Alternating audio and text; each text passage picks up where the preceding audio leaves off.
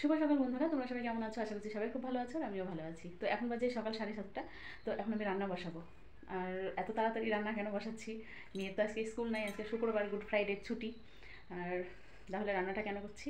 কারণ আমি থাকবো না, এক জায়গায় যাবো বেরোতে। তো কোথায় যাবো সবটাই তোমাদেরকে বলবো, সেটা পরে। ঠিক আছে, তোমরা ভিডিওটা দেখতে থাকো, স্কিপ করো না, স্কিপ না করে পুরো ভিডিওটা দেখতে থাকো, সব জানতে পারবে যে কোথায় যাবো। তো এখন আপাতত রান্না করব। আর শুধু আমার বরের জন্য রান্না করব। ও কাজে চলে গিয়েছে, আসবে, এসে তো খাওয়া দাওয়া করবে। তো ওকে ওর মতো চাবি দিয়ে দিয়েছি, আমি আমার মতো চাবি নিয়ে চলে যাব তালা লাগিয়ে। তো এই যে হাঁড়ি নিয়ে নিয়েছি, চাল নিব। তো ভাতটা বসে দিয়ে এখন তারপরে তরকারি কাটতে কাটতে তোমাদের সঙ্গে আবার কথা বলছি। তো তোমরা তো এখানে সবজি দেখতেই পাচ্ছ, অনেক সবজি আছে। কালকে বৃহস্পতিবার ছিল, হাট ছিল, তো সেখান থেকে সব বাজার করে নিয়ে এসেছে। তো আজকে বেশি কিছু রান্না করব না। ও বললো যে তোমরা যখন থাকবে না তাহলে আমার জন্য বেশি কিছু রান্না করে লাভ নেই। তো ওর জন্য একটু আলু কলার তরকারি করব আর করলা ভাজা করব, এইটুকুই রান্না করব, বেশি কিছু রান্না করব না। তো দেখতেই পাচ্ছ আমি আগে এখন করলাটা প্রথমে কেটে নিচ্ছি। তো করলাগুলো না খুব সুন্দর, জানো কি সুন্দর জালি জালি করলা, খুব ভালো লাগছে আর খুব ভালো করলাগুলো।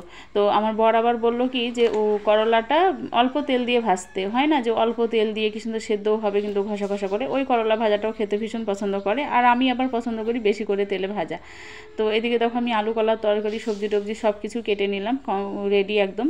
তো সবজি কেটে দেখো আমি ময়দা মেখে নিচ্ছি। আমাদের বাড়ির বউদের মানে একা সংসারে বিশেষ করে বাইরে কোথাও বেরোলে আগেই কিন্তু বরের জন্য চিন্তা করতে হয় যে কি খাবে না খাবে। তো সব রকম ব্যবস্থা করে রেখে আমাকে যেতে হচ্ছে। তো আমি এদিকে ভাত বসে দিয়েছি, একদিকে ভাত বসে দিয়েছি আর একদিকে দেখো ময়দাটা মেখে নিচ্ছি। আর সবজি তো কাটা হয়ে গিয়েছে। তো ভাতটা হয়ে গেলে সবজিটা রান্না করে তারপরে লাস্টে রুটিটা ভেজে রাখবো। তো হচ্ছে রাত্রে তো রুটি খাবে, তো সেই জন্য সব রকম চিন্তা করে ধরো মানে রেডি করে রেখে যেতে হচ্ছে। তাছাড়া ধরো আসবে এক জায়গা থেকে এসে, কাজ থেকে এসে তো আর নিজে রান্না করে খেতে পারবে না। আমার বর যদিও সব রান্নাই পারে, কিন্তু এক জায়গা থেকে এসে তো আর সেটা উচিত না বলো করতে দেওয়াটা। দেখো আমার রান্না হয়ে গেছে, এই যে করলা ভাজা, আর এই দেখো এখানে হচ্ছে আলু কলার তরকারি, আর এই দেখো রাত্রের জন্য রুটি ভেজে রেখে দিলাম। ঠিক আছে, দেখো গরম ভাব বেড়াচ্ছে, তো রুটি ভেজে রেখে দিলাম। তারপরে দেখো এখানে থালটা রেডি করে রেখে দিলাম, দেখো জল রেডি করে রেখে দিলাম, সব রেডি করে রেখে দিয়ে যাচ্ছি। তো দেখো আমি এখন গ্যাসটা ভালো করে মুছে নিচ্ছি, আর গ্যাস মুছেই বাসনগুলো ধুয়ে নেবো। কড়াইগুলো আছে, কড়াইটারেগুলো মাজতে হবে। তো সব কিছু আর ভিডিওতে দেখানো যাবে না, কারণ অনেকটা বড় হয়ে যাবে। আমার বাইরে যাব তখন তো তোমাদেরকে দেখাতে হবে, তাই না? সব কিছুই শেয়ার করতে হবে। তো চলো।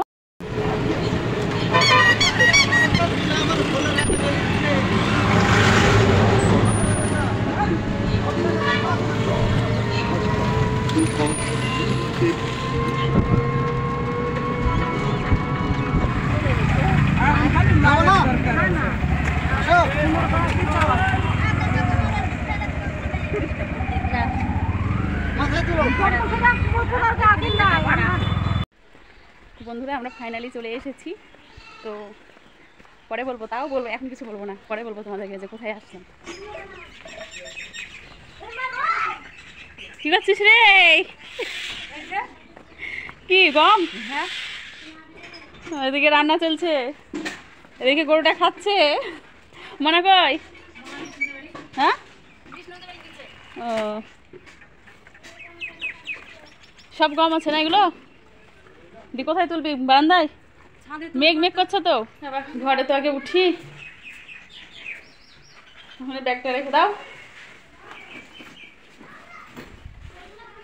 মনাকে ফোন করে ডাকতে হবে। কি হয়েছে? কি? হ্যাঁ, যার বাড়িতে যেমন কাজ, আমাদের ওইসব কোনো কাজ নাই। বাড়িতে গম, ধান, চাল এইসবের কোনো বালাই নাই। যার জমি জায়গা আছে, গৃহস্থ বাড়ি ঘর, তাদের এইসব কাজ। হ্যাঁ, সেটা তো বলছি, কোনোদিনও করিনি।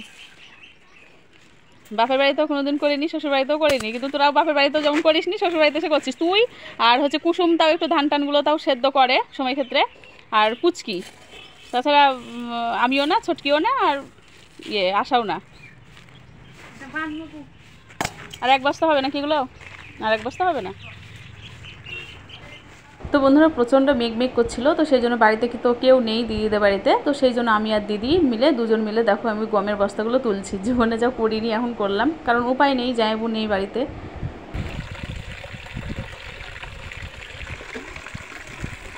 কি দারুণ বাতাস দিচ্ছে বন্ধুরা, বুঝতে পারছো কীভাবে চুল উঠছে? এই যে বিশাল বাতাস। তো দিদি এখানে জল নিচ্ছে, তো বলে চল যাই জল আনতে।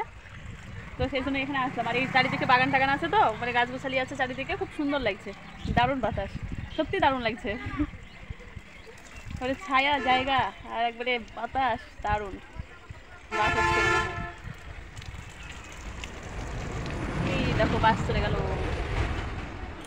আমার মেয়ের মাংস ঝাল লেগেছে, খেতে খেতে খেতে পারলো না, আমাকে দিয়ে দিল। উফ। তো বন্ধুরা খাওয়া দাওয়া করে উঠলাম এইমাত্র। আর দিদি রান্না করেছিল মাংস, ডাল, পাঁপড় ভাজা আর হচ্ছে নিম পাতা ভাজা। তো নিম পাতাটা অনেকদিন পরে খেলাম, আর অনেকদিন পরে দিদির হাতে রান্নাটা খেলাম। তো মাংসটা প্রচণ্ড পরিমাণে ঝাল লাগলো, কিন্তু খেতেও ভালো লাগলো। ঠিক আছে, মাংসটা খুব সুন্দর রান্না হয়েছে। আর আমার মেয়ের ঝাল লেগেছে বলে বেশি খেতে পারলো না, মানে খেতে খেতে মানে লাস্টের দিকে আর পারলোই না, দিয়ে আমি আবার খেয়ে নিলাম। তো আমি আবার ওর খাবারটা খেতে গিয়ে আমার আবার হাঁসফাঁস শুরু হয়ে গেছে, মানে অনেকটাই খাওয়া হয়ে গিয়েছে। তো বন্ধুরা আমি ভিডিওটা আজকের মতো এখানেই শেষ করলাম। ভিডিওটা ভালো লাগলে তোমরা লাইক কমেন্ট শেয়ার করে, আর অবশ্যই আমার চ্যানেলটাকে সাবস্ক্রাইব করে দিয়ে আমার পাশে থেকো। আবার দেখা হচ্ছে পরের ভিডিওতে। আর পরের ভিডিও দেখার জন্য কিন্তু অনুরোধ রইল, খুব ভালো ভিডিও আসতে চলেছে। তো চলো এখনের মতো টাটা।